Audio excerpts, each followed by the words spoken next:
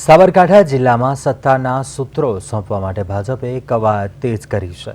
જિલ્લા પંચાયત, તાલુકા પંચાયત અને નગરપાલિકાઓમાં પ્રમુખ, ઉપપ્રમુખ તેમજ કારોબારી સમિતિના ચેરમેનોની વરણી કરવા માટે સેન્સ પ્રક્રિયા હાથ ધરાઈ। પ્રદેશ દ્વારા નિમણૂક કરાયેલા નિરીક્ષકોએ હિંમતનગર ખાતે સ્થાનિક સંગઠનના હોદ્દેદારો, ચૂંટાયેલા સભ્યો સાથે વન ટુ વન સંવાદ કરી તેમની પસંદગી જાણી અને સાબરકાંઠા જિલ્લા પંચાયત, હિંમતનગર નગરપાલિકાના પ્રમુખ પદ માટે અનેક દાવેદારોએ પોતાની દાવેદારી નોંધાવી હતી અને આગામી થોડા દિવસોમાં પ્રદેશ કક્ષાએથી આખરી મહોર માર્યા બાદ નવા પદાધિકારીઓના નામોની સત્તાવાર જાહેરાત કરવામાં આવશે।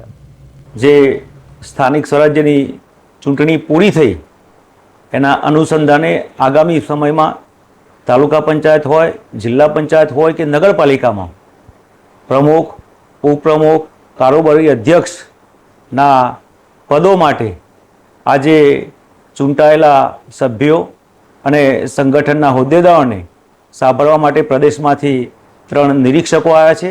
આ 3 નિરીક્ષકો એ તમામ હોદ્દેદારો અને ચૂંટાયેલા સભ્યોને આજે સાંભળશે અને આગામી સમયમાં અહીંથી પેનલ બનાવી અને પ્રદેશમાં લઈ જઈ અને પ્રમુખ, ઉપપ્રમુખ અને કારોબારી અધ્યક્ષની નિમણૂક કરવામાં આવશે।